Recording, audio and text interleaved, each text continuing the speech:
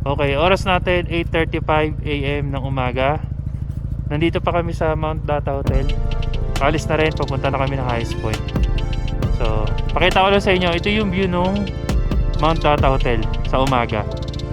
Ayan. Malawak siya, ang ganyan. Tapos, dito, more on pine trees. Nakikita nyo, more on pine trees. Pati yung sa likod nila, puro pine trees din yan. Tapos, ito, naka-gear up kami ni Pangit. Suot namin. Ako, ano lang, upper lang. Tapos si partner naman, naka full naman siya. Kasi, sobrang lamig dito. Ito nakakatulong to. Kapag malamig, hindi kami masyado nalalamigan. Size nito, double XL. Yan. Height ko, 5'8". Yan, nakalagay na adventure, bagay na bagay sa mga nagmumotor.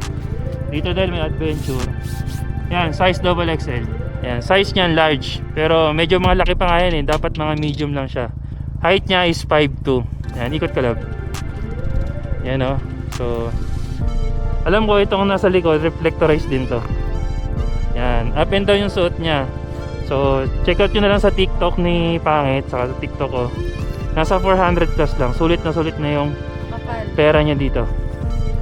Tapos, kumbaga, yan yung mga mga couple room, standard room dyan sa taas. Tapos dito naman yung dormitory. Yan. Diyan kami na yan yung bed namin ni Pangit. So, yan dormitory. Hanggang dun, dormitory yan. So, yan. Alis na kami. Okay na. Kapag na lahat namin yung mga gamit, alis na kami. Punta na kami ng Highest Point.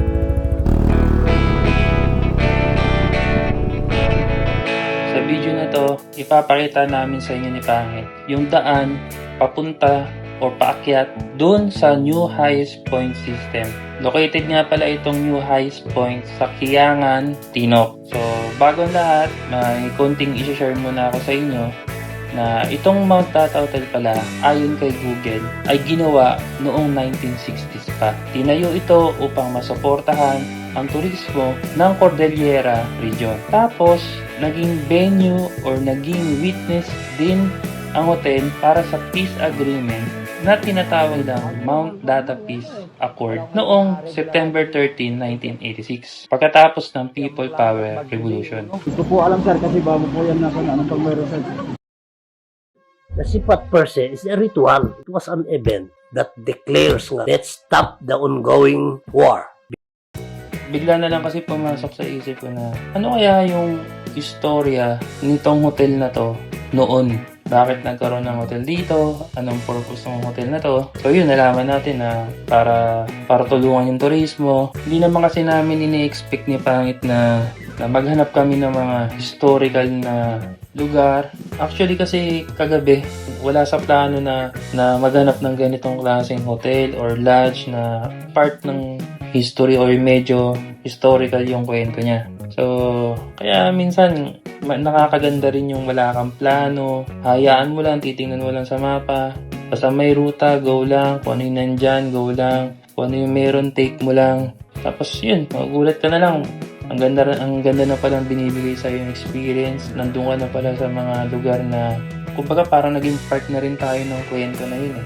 Yun lang yung share ko. Kaya kayo Paps, or sa mga kung napapanood mo tong video na to at nakapunta ka na dito sa Mount Data Hotel, may experience ka na dito or meron kang alam na ibang kwento or kahit na ano pa, baka pwede mo naman ikwento dyan sa baba.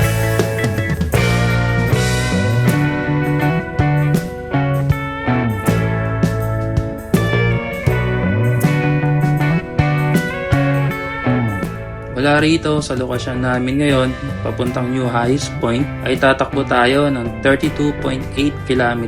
Mga isang oras lang yan kung i-base natin sa Google Maps. Pero sa realidad, hindi yan mangyayari mga paps. Kasi unang-una, puro paakyat yung mga kalsadang ating dadaanan. Pangalawa, hindi lang paakyat, mga kurbada o mga paliko-liko. So, ikakat na natin tong video na to at itatalo na natin doon mismo sa entrada ng papuntang New Highest Point mga paps. Tara!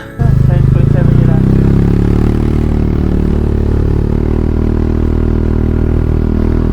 Tama, no?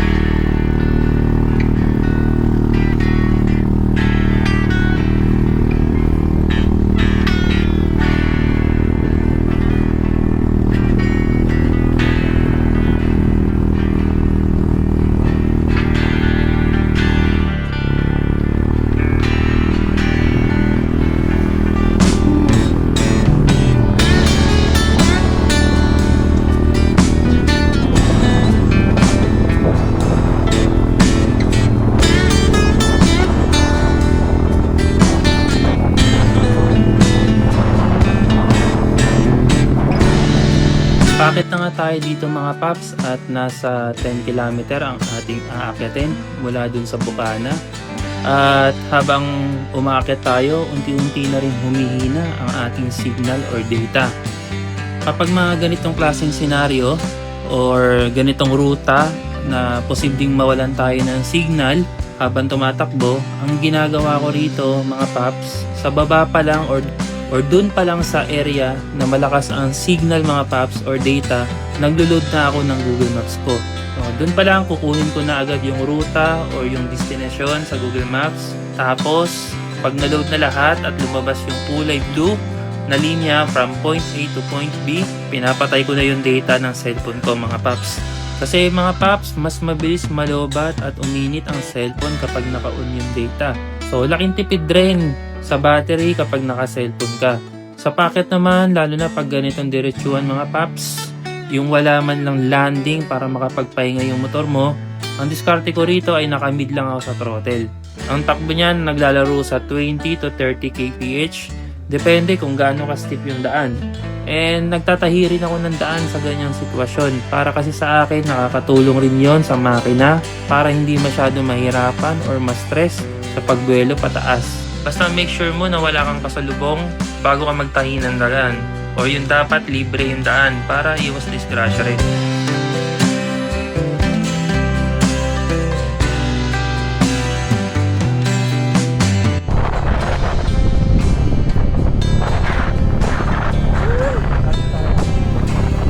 Wow! Wala na akong nakita! Natalangin na kami sa akin!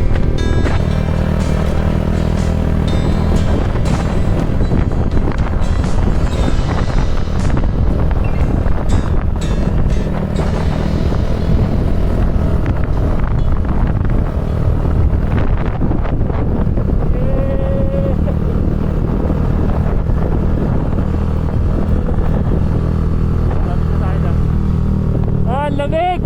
Nasampag!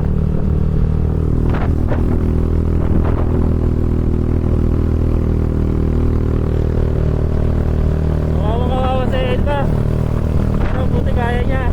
Dahan-dahan lang kami rito. Pinakababilis namin, 30 lang. Dito sa part na ito, unti-unti nang binabalot ng fog ang mga daan, kabahayan at ang mga tanim ng lokal. Kaya si Pangit, medyo kinakabahan sa mga oras na ito. Kahit hindi yan nagsasabi sa akin, ay alam ko kabado siya. Kasi hindi na siya nagsasalita at mapapansin ninyo na nakalagay na lang yung camera sa gilid ko. Kasi once na nanahimik yan, malamang takot yan o kinakabahan. Normal lang naman yon kasi first time namin gawin ito. At first time namin mag-ride ng sobrang layo at ilang araw nang walang kasama. Madalas kasi sa mga long ride, meron kaming nakakasamang kaibigan.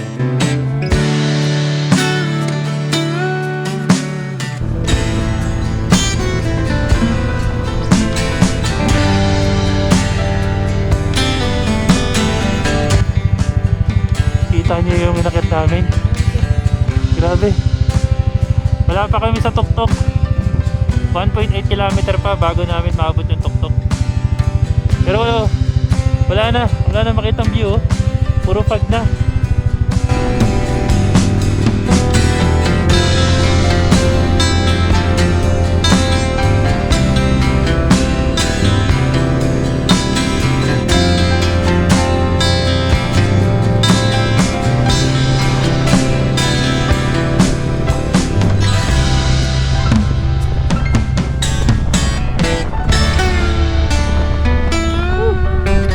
Welcome to highest elevation of the Philippine highway system.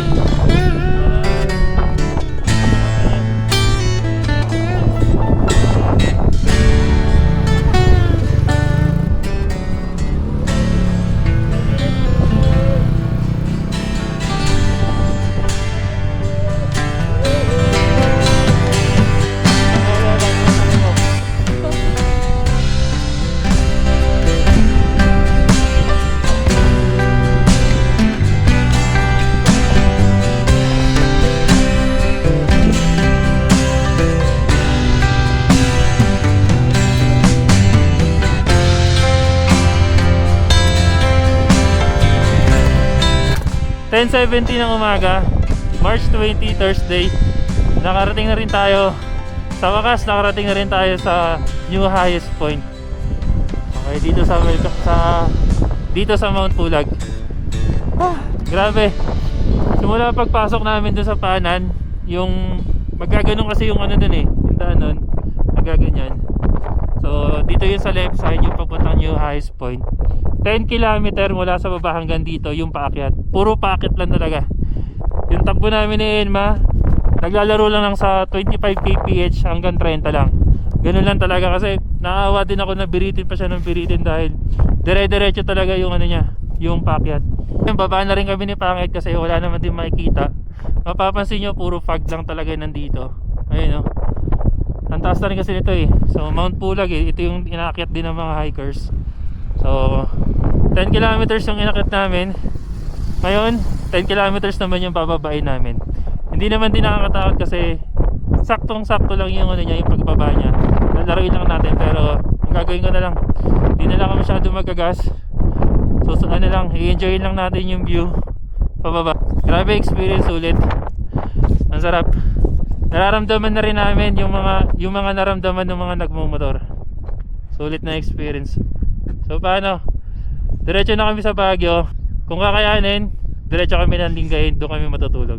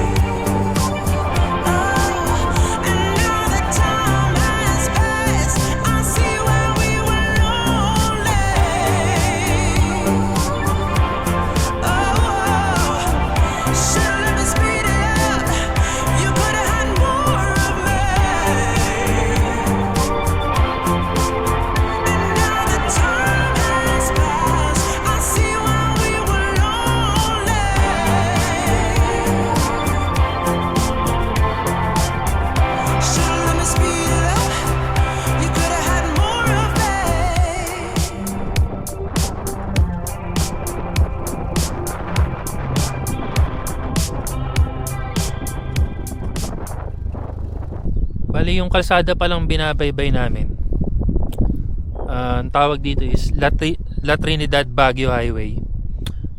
La Trinidad Highway papuntang Baguio na. Alam ko madadaanan din dito yung Helsima Highway ba yun? Yung isa sa mga pinakadelikadong daan. Ito yung view namin habang ini-enjoy namin ni Pangit yung pagkain ng may.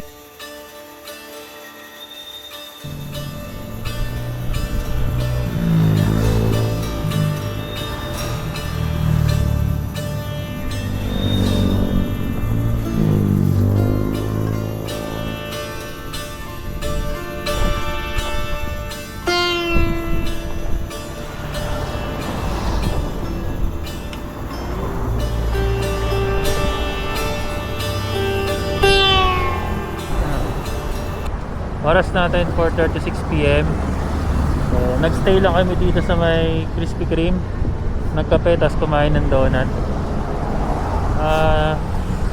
Nag-decide kami ni Pangit na biyahe na kami papuntang Lingayen ngayong araw. So, tinig ko sa mapa, mga 88 km galing dito sa Baguio. Mga 2 hours. 2 hours and a half. Siguro, makukuha natin to mga 3 hours. 3 to 4 hours. Depende kasi medyo ano na rin eh. Pagod na rin tayo sa biyahe. Galing pa tayong high school. Pero safe pa rin yan siguro. So daan natin Canyon Road. Tapos picture taking tayo sa Lion. Tingnan natin kung wala masyadong tao. Then dire-diretso na. So sana maabutan pa natin yung magandang view sa Canyon Road habang bumababa. So, tara. Tara.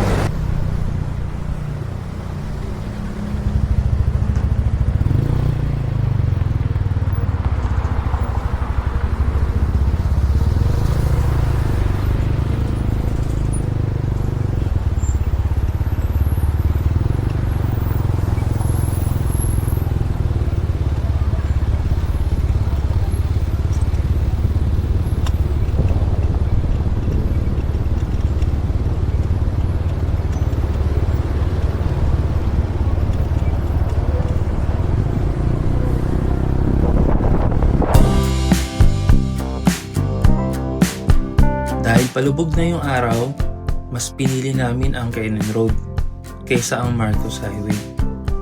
First time namin dadaan dito ng pa-sunset at nakamotor. So tingnan natin kung gaano kaganda ang view ng mga bundok ng Canyon Road ng ganitong oras. Pag maulan, madalas sinasara ang kalsadang ito dahil sa malimit na pagka-landslide sa area na ito.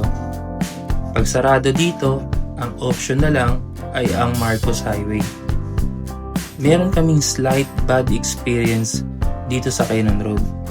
Last year, 2023.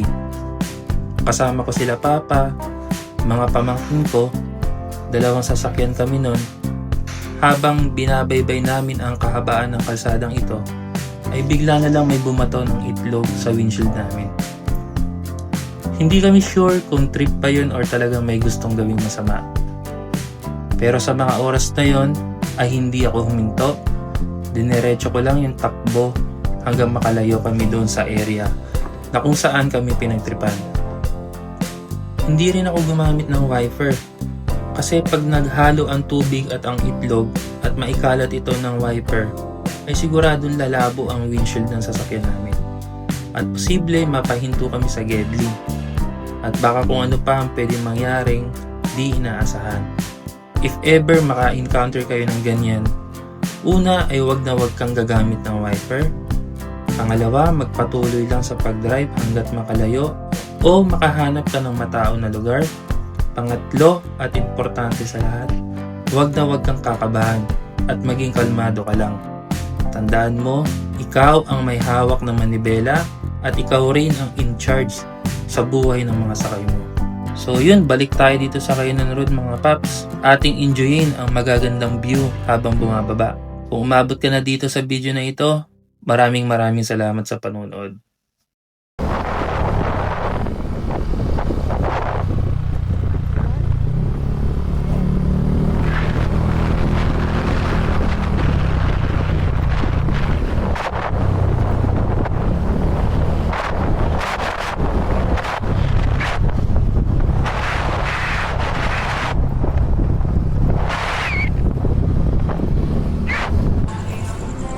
Anong oras na, lab? Anong oras na ba? Ayan. Bali 7:55 na ng gabi. So mangyayari pala ganito. Nag-decide kami ni Pangit na tapusin na tong North Loop na to. So ang gagawin namin kasi 8 hours na lang naman yung biyahe hanggang sa bahay. 8 to 9 hours na lang naman. So ang gagawin namin, iidlip-idlip na lang kami pagpagod tapos biyahe. Parang ano lang, parang Bicol ride lang nung pauwi kami, dire-diretso. So punta muna kami ng I Love Pangasinan. Baka doon magpahinga lang kami, siguro mga 1 oras o 2 oras. Then dahil na kagad kami papuntang Alaminos. Tatapusin pa rin namin yung ruta. Ayun yung napag-usapan namin, tatapusin pa rin namin yung ruta. Pero medyo dadalian na namin. Hindi na kami mag-i-stay ng matagal sa bawat lugar. Pahinga-pahinga lang, makarecover lang ng konti hanggang matapos. Buti na lang din itong si Pangit on the go din. So palag din siya, kaya tuloy na natin. Sa akin walang problema kasi sanay naman ako sa ganito. Saka gusto ko na rin kasi tapusin to, gawa 8 days na kami nasa labas. So, pero hindi naman tayo magmamadali. Safety pa rin naman yung iisipin natin. Lalo na dalawa lang kami, tapos kasama pa akong babae, kasama ko pa si Pangit. Kaya siguro sa daan, sa mga gasoline station kami mag-stay. Ayun. Bali, itong araw na to is more on rides na lang to. Puro daan na lang yung maipapakita namin sa inyo hanggang makauwi kami. So yun, update na lang namin kayo. Maraming salamat. Kain muna tayo ng Franks. Bani din to. Tapos ito nasa sa karton.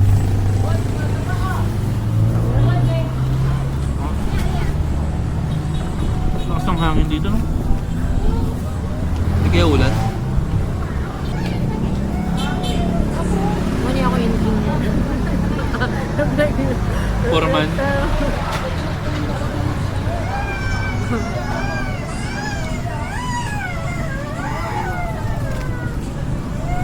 Kaya may kasot ng ganito kasi sa Pangasinan may checkpoint. Hinanapan ng ganito. Buti na lang meron kaming ganito kasi sa Ilocos, nung dumating kami ng Ilocos, na checkpoint din kami doon, pero hindi naman kami nuli. Pinabili lang kami ng ganito. So required sa Ilocos saka sa Pangasinan na magsusot ka ng vest. Ayun muna.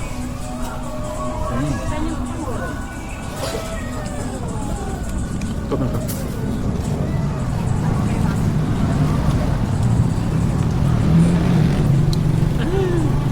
Dapat galag. Ay! Ganun ka?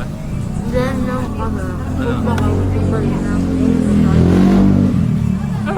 Ganun ka eh. Yung mukha mo. Takot ko. Ito, dito na lang. Helmet lang ka. Na-imagine ko yung mukha mo yun.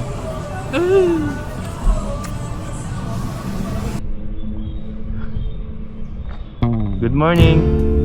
Panibagong araw. Panibagong buhay kalsada. Day 9, March 21, 2025. Friday na ngayon. Sablay yung napag-usapan namin ni Pangit na itutuloy na namin yung rides. Tapos iidlip-idlip na lang kami sa kalsada. Tapos every 3 hours or 2 hours basta makaidlip kayo, makarecover, biyahe na. Bali nangyari, hindi yun natuloy kasi kahapon parang hindi naman parang talagang tinatawag na kami ng higaan. Yung lalo na yung katawan ni Pangit, naghahanap na ng higaan, naghahanap na ng rest. Kaya sa nangyari, ayun, nauwi kami sa paghahanap ng inn. And dapat mag-tent kami doon sa may Baywalk ng Pangasinan. Kaso tinitingnan ko yung lugar, wala naman nagte-tent. May mga tumatambay, may mga nagiinuman, may nag-aano. Kaso ang inisip ko, yung safety rin namin ni Pangit kasi kasama ko si Pangit, di ba? Tapos sinabihan kami ng guard na ingat lang kayo dito, ng kapulisan natin na ingatan kasi may mga ganito, may mga ganyan. So para sa safety naming dalawa, nag-in na lang kami. So dito na kami nag-in. So ang kinuha namin is 12 hours. So na nasa 925 ata yung binayaran namin. So malaki siya. Ayun, di ba ang laki? For 12 hours, 950. Kaya sa mga nagno-North Loop, sa mga nag-arrive, tapos inabot kayo ng gabi dito sa Lingayen, hanapin nyo lang tong Jedson Inn. Maganda dito kasi malaki yung rooms, may sariling parking, meron kayong aircon, pang dalawa yung kama, Maganda yung CR, malinis naman yung CR.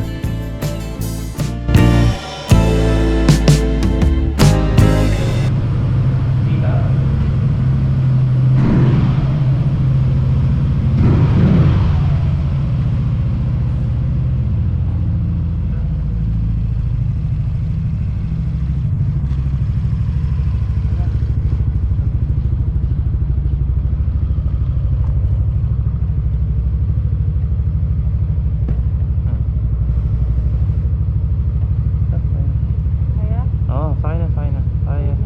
Oo.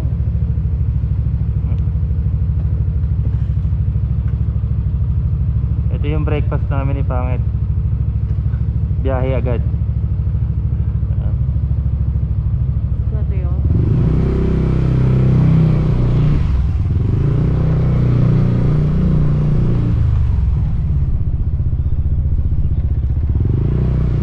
Taas mo ng konti lang para kita likod.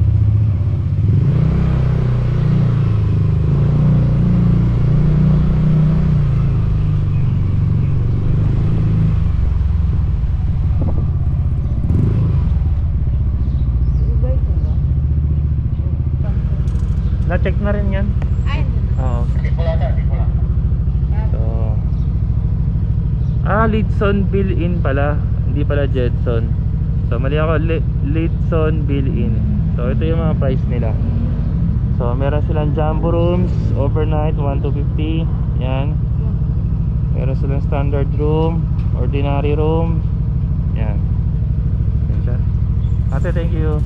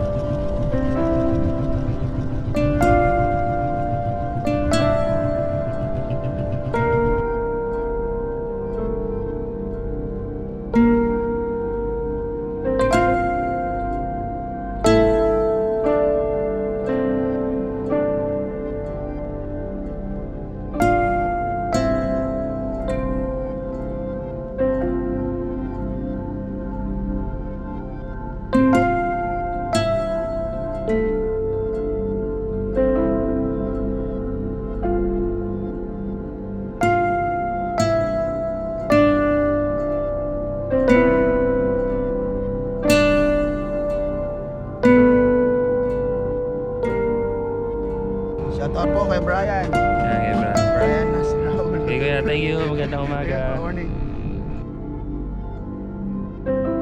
Cheers.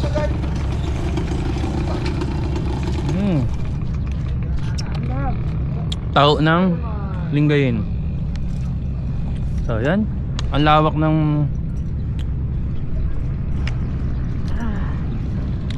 Lingayen Baywalk ang tawag nila rito. Tapos nandun yung ang tawag sa ganun, lab? Yung pinagpipicture na, yung I Love Pangasinan. Yan, nandyan.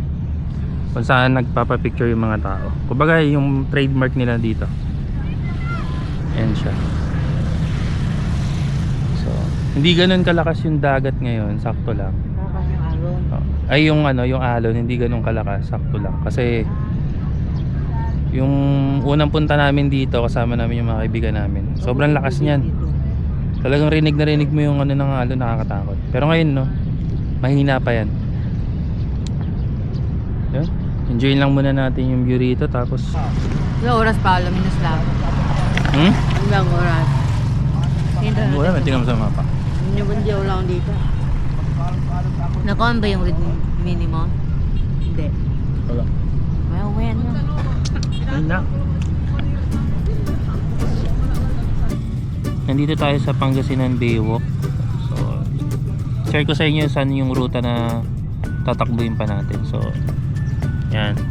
Galing ditong Lingayen, tatakbo tayo rito. Yan, papuntang Labrador, Puyong, Sual. Yan, hanggang Alaminos. Tapos, pagdating sa Alaminos, diretso tayo ng Burgos, Pigia, Candelaria, Masinloc, Iba, Botolan, Cabangan, San Felipe, San Narciso. Ito, Zambales part na yan. Tapos baba pa tayo ng San Antonio. Hindi na, sorry. Castillejos, Subic. Yan, baba tayo dyan. Hanggang makapunta tayo ng Olongapo. Sabi Olongapo rito. Yan, basta dito dadaan. Subic, yan, papunta dyan. Hanggang San Fernando. Tapos dito na, Malolos na. Bukawi, yan. Hanggang makawi na tayo ng bahay. Dito yung bahay natin man. So, kunti na lang. So, sa Strava, ito na itsura niya. So, sa Strava natin, ayun ko nakikita niya. Ayan na siya. So, yan. Ito na yung Strava natin. So, dito tayo nagsimula. Itong bandang to. Ito kasi Aurora Kasiguran. Tapos umakit tayo ng Tugig Araw. Pumunta tayo ng Santa Ana, Apari. Ayan, Apari. Tapos dito tayo dumiretso. Papunta ng Bigan. Dito tayo nagstay sa Bigan. Tapos dito tayo nagsimula papunta ng highest point. Yan, dumaan tayo ng Cervantes, Mankayan. Ayan siya. So yun. Then Pambagyo, ayan, diretso na tayo dito sa Tingay. So yan na lang, konti na lang. Tatapos na natin tong North Loop.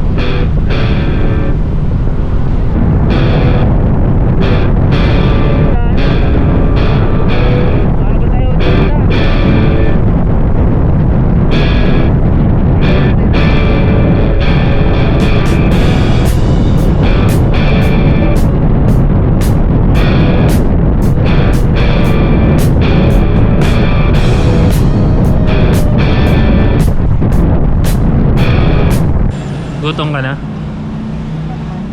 Hindi ka pa nagutom? Ako din, hindi pa rin ako nagutom. Saan tayo kain? Sa Burgos na? Marami naman tindahan sa kalsada. Pag nagutom na lang tayo, na tayo kain. Yan! Kapila naman, kapila.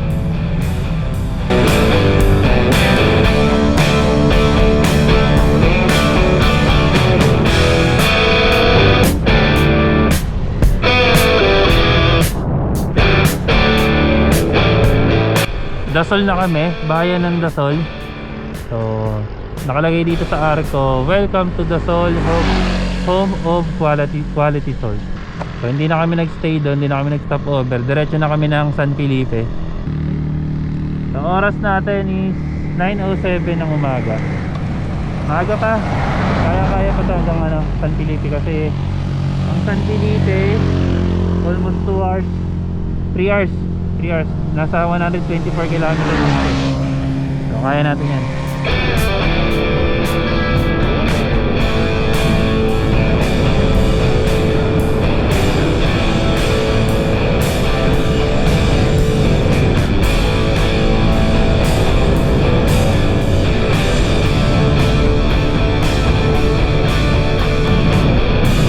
Tapos lang namin kumain. Ano na to eh? Branching na to, dala na yung breakfast sa katanghalian. So yung ulam namin, hindi ko na nabidyoan kanina. Basta order kami ng isang munggo, dinuguan, tapos 2 pritong bangus. Kahit di pa ko rito kahit paano. Pangit, hindi natulog, nag-cellphone. Pero ako, nakatulog ako dito sa may motor. Anong oras na, love? 11:33. Bale 11:33 na. Parang ayoko na magmotor. Mapagod na. Pagod? Mao. North Loop pa nga. Kamay. North Loop pa. Ayan, yan. Lahi pagbiyahin natin lang. Ay, mangyayang lang. Ano pa? Magbas na lang ko. Ikaw na magdala.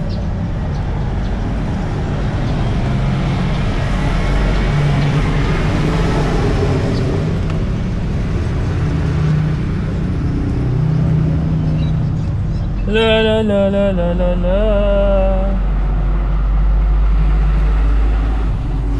Sobrang init.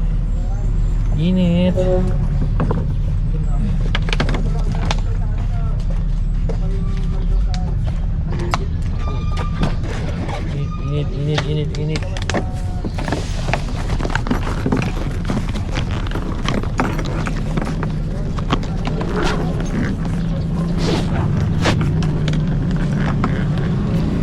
Oras natin 1:29 PM. Nandito na tayo sa papasok na tayo ng Kabangan. Tapos sunod ng Kabangan, San Felipe, Zambales na. Nakikita niyo ba? So, hanggang sa bahay namin 7 hours and 30 minutes. Pero siguro mga 8 hours or 9, depende. Nasa 221 km pa bago kami makarating sa bahay sa Santa Rosa, Laguna. So, mainit yung panahon kaya nakakaantok. Mainit tapos yung daan is straight kaya nakakaantok. So, tipangit nga yung backride ko nga. Nakakatulog na. Nakakaidlip. So, kanina pa-over lang kami kanina sa 7-Eleven sa sit lang. Mabili lang ako ng kape, iced coffee para medyo gising sa daan. Hindi mo lang kinahatok pa kasi after namin kumain doon sa gas station, nakaka-idlip naman ako. Di pangit lang, nakaka-idlip kasi hindi siya nakaka-idlip kanina. Ngayon, dire-diretso na tayo. Maling araw na to hanggang mamayang gabi tapos na North Loop na to. Then, pahinga na muna. Chill. O, tingnan natin kung ano yung mga susunod na pwede natin gawin. Bala ko South Loop. Pero hindi pa kagad. Kasi, kailangan mo magpahinga. Nag-ipon ng budget. Ayun. So, tansya ko, nakaubos kami ni Pangit ng mga around mag-20,000 siguro. Sa loob ng 9 days. So, not bad. Yung iba nag-North Loop, kinukuha lang to ng 4 days. Pero talagang ratrata naman yun. Kami kasi, chillax lang. Pagkapunta sa ganitong lugar, pahinga, hanap na tulugan, at pinabukasan ulit. So, hindi kita nagmadali. Kaya siguro inabot kami na ganitong katagal. Ang problema nga lang dito, hindi naman problema which is natural. Hinahanap na ng katawan namin yung higaan. Lalo na ako. Higang-higa na yung katawan ko.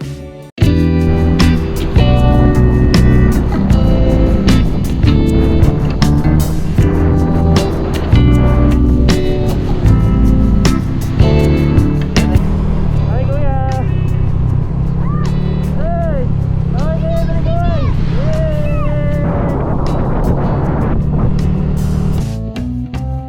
Bali, maintain na lang yung takbo namin na 60, 70 lang, ganun lang. Para chill-chill lang.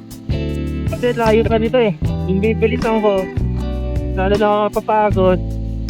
Diba? Unlike nung ganito, dire-diretso lang, 60, 70, tapos